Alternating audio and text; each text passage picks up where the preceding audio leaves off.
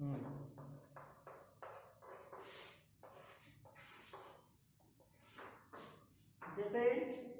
हम लोग जो है भूगोल के बारे में अभी कुछ जानकारी प्राप्त की है। अब देखेंगे कि आपके बुक में जो है यानी सिलेबस में भूगोल के बारे में क्या अध्ययन करना है। हम जो है फर्स्ट लेसन से शुरुआत करेंगे। जैसे आपके भूगोल में दिया है कि भारत का प्राकृतिक स्वरूप या भौतिक स्वरूप या स्थल स्वरूपों के बारे में। जैसे अभी हम बताए हैं कि उच्चावच यानी भारत में जो है भौतिक रूप से विविधता पाई जाती है। यानी विविधता का मतलब कि इस धरातल पर जो है कहीं पठार है तो कहीं मैदान है, कहीं झील है तो कहीं पहाड़ है, यानी कि कहीं जो है जमीन ऊंचा है तो कहीं नीचा है तो कहीं समतल है। तो उसके बारे में अध्ययन करेंगे। उसके पहले जो है हम देखेंगे कि भारत की आकृति किस तरह है। तो भारत की आकृति के बारे में जानकारी करेंगे और भारत की स्थिति के बारे में जानकारी प्राप्त करेंगे। देखते हैं पहले भारत का एक छोटा सा मैप आप लोगों के सामने।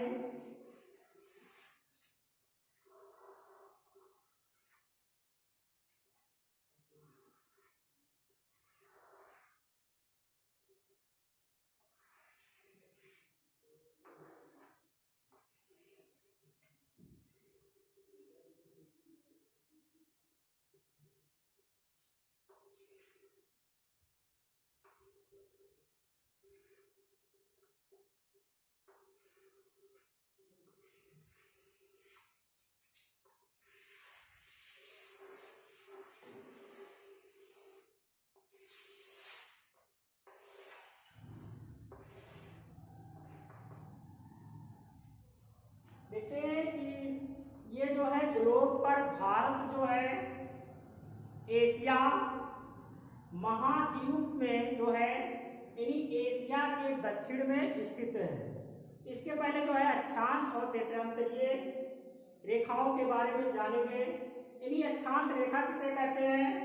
यानी पूरब से पश्चिम खींची गई काल्पनिक रेखा को अक्षांश कहते हैं और उत्तर से दक्षिण में खींची गई यानी कि उत्तरी ध्रुव से दक्षिणी ध्रुव को अर्धवृत्ताकार रूप में खींची गई काल्पनिक रेखा को ही हम देशांतर रेखा कहते हैं। यानी कि जैसे ग्लोब है, इस ग्लोब पर पूर्व से पश्चिम खींची गई रेखा है जिसको अक्षांश रेखा कहते हैं। ये जो अक्षांश रेखा है, जीरो अंश अक्षांश रेखा पृथ्वी को दो बराबर भागों में बांटती है। इसका अध्ययन जो है हम लोग पिछली कक्षाओं में कर चुके होंगे। उसके बाद ये जो रेखा पृथ्वी को दो बराबर भागों में बांटती है उसी को हम विषुवत रेखा या भूमध्य रेखा कहते हैं या जीरो अंश अक्षांश रेखा कहते हैं। यह जो रेखा पृथ्वी को दो बराबर भागों में बांट देती है। इसके उत्तर में जो भाग है इसको कहते हैं उत्तरी गोलार्ध और दक्षिण में दक्षिणी गोलार्ध। उत्तरी ध्रुव को और दक्षिणी ध्रुव को मिलाकर खींची गई काल्पनिक रेखा को हम जो है देशांतर रेखा कहते हैं।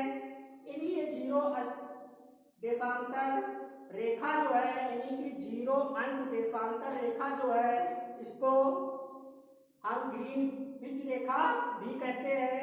यह जो है लंदन में स्थित ग्रीनविच स्थान से खींचा गया है, इसीलिए इसका नाम ही पड़ गया है ग्रीनविच रेखा यानी जीएमटी। ये जो है समय मापक रेखा होती है या समय मानक रेखा होती है।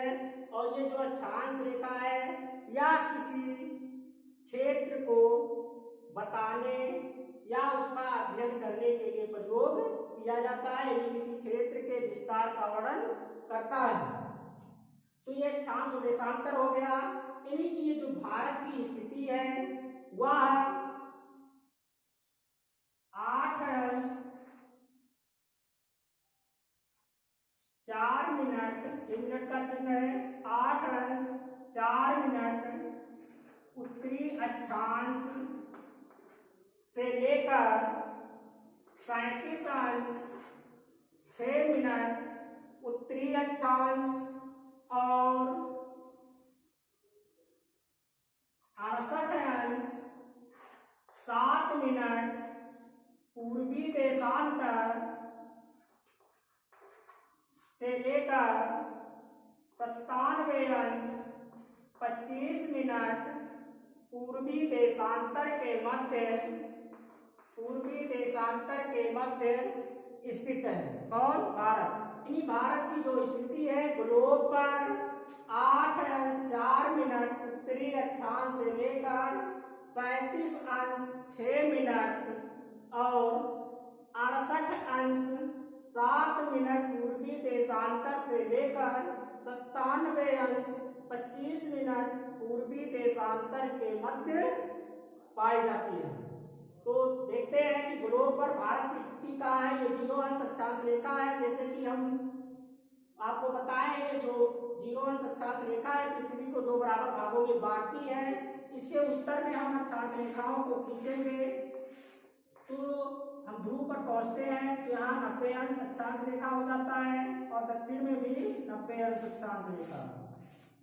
इन्हीं दोनों मिला करके 180 अंश देशांतर रेखाएं हो गई।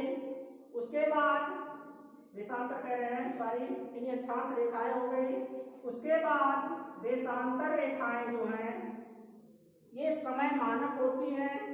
तो हम जैसे आपको बताए हैं कि ये 0 अंश अक्षांश रेखा जो है इसके उत्तर में जाएंगे तो पढ़ेंगे यहाँ 90 है, 8 अंश 4 मिनट यानी उत्तरी भाग में जाएंगे। पूर्वी देशांतर है यानी 68 अंश 7 मिनट, तो पूर्वी देशांतर में जाएंगे यानी ये 0 अंश देशांतर रेखा है तो पूरब यही तो है, तो पूरब में जाएंगे तो इधर जाएंगे यानी 68 कहाँ आ रहा है वहां पर हम निशान लगाएंगे। उसके बाद ये 4 अंश 4 मिनट उत्तरी अक्षांश है तो ये 0 है, यहाँ से निशान लगाएंगे, यहाँ हो गया 8 अंश 4 मिनट। उसके बाद 37 अंश 6 मिनट तो ये 90 है तो उसका आधा करेंगे 45 हो जाएगा, 45 से और नीचे आएंगे, यहाँ निशान लगा दिए। उसके बाद 68 अंश 7 मिनट है तो 0 अंश देशांतर रेखा है तो पूरब में जाएंगे तो 68 अंश मान लीजिए यहाँ आ गया आपका। और उसके बाद 97 अंश 25 मिनट है, यहाँ मान लीजिए आ गया। अब देखते हैं कि उत्तरी गोलार्ध में जो है भारत की स्थिति उत्तरी गोलार्ध और पूर्वी देशांतर में। इन्हीं पृथ्वी को जो है देशांतर रेखा और अक्षांश रेखा खींचेंगे तो 4 भागों में बढ़ जाता है। इन्हीं उत्तरी पूर्वी गोलार्ध में भारत की स्थिति पाई जाती है। यहाँ हम भारत को बना देते हैं।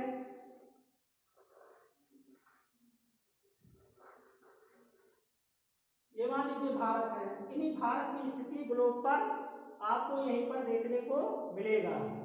तो ये भारत की स्थिति है। उसके बाद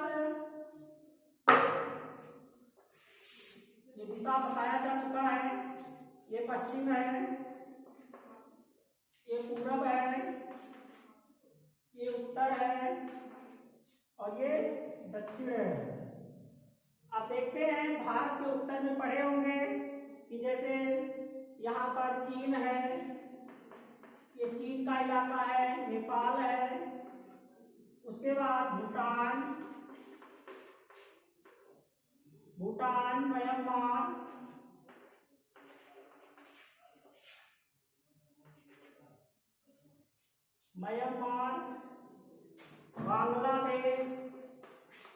बांग्लादेश,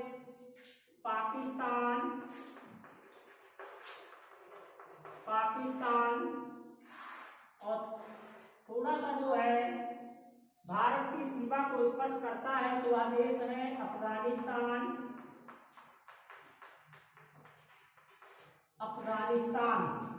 और दक्षिण में जो है जलीय भाग से यानी पंपन चैनल या जो है आपका पाक जलसंधि है उससे अलग हुआ है आपका श्रीलंका जो दक्षिण में है, श्रीलंका जलीय भाग से अलग है। मुख्य रूप से जो भारत के पड़ोसी देश हैं पाकिस्तान, अफगानिस्तान, चीन, नेपाल, भूटान, बांग्लादेश और म्यांमार है। और यहीं पर आपका तिब्बत है। तिब्बत तो यानी कि भारत के उत्तर में हिमालय पर्वत, कौन सा पर्वत? हिमालय पर्वत, हिमालय पर्वत। दक्षिण में हिंद महासागर, हिंद महासागर। पूरब पश्चिम, पूरब में यानी पूरब में जो है बंगाल की खाड़ी, बंगाल की खाड़ी। और पश्चिम में अरब सागर, अरब सागर। यानी कि भारत को अगर देखा जाए तो उत्तरी हिस्सा जो है स्थलीय भाग से घिरा हुआ है, तो वहीं पर जो है दक्षिणी भाग जो है तीन ओर से जल से घिरा हुआ है। पश्चिम में अरब सागर, दक्षिण में हिंद महासागर और पूरब में जो है बंगाल की खाड़ी से। इसलिए भारत के दक्षिणी भाग को हम क्या कहते हैं? प्रायद्वीपीय भारत। तो अब जो है हम भारत के भौतिक स्वरूप के बारे में अध्ययन करेंगे। जैसे इसको मिटा दें।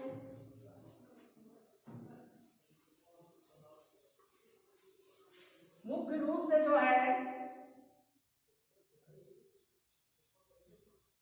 भारत को 6 भौतिक प्रदेशों में,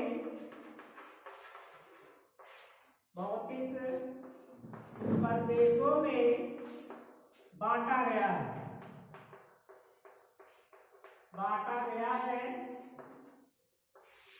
पहला है हिमालय पर्वतीय क्षेत्र, हिमालय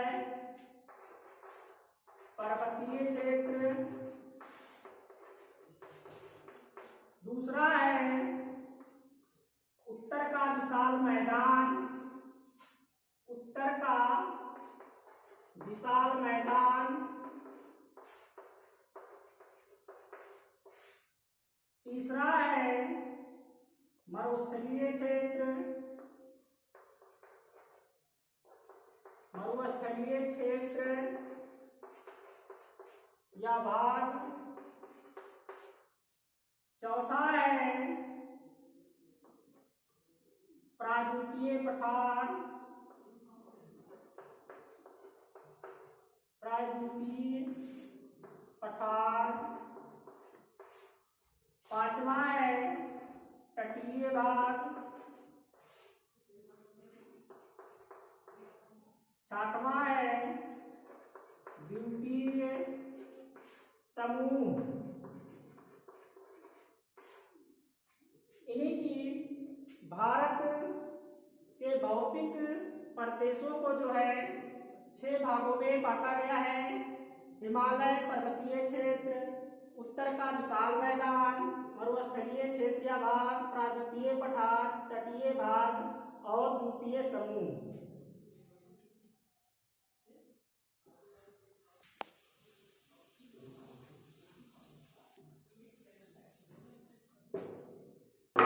अब जो है इन जो है भारत के जो भौतिक प्रदेश हैं उनके 6 भाग हैं, उनके बारे में जो है अगले वीडियो में हम अध्ययन करेंगे। शेष जो है अब कल ही पढ़ पाएंगे क्योंकि वीडियो बहुत बड़ा हो जा रहा है। तो इसके लिए अब हम जो है धन्यवाद चाहते हैं और वीडियो इसी पर जो है बंद कराया जा रहा है।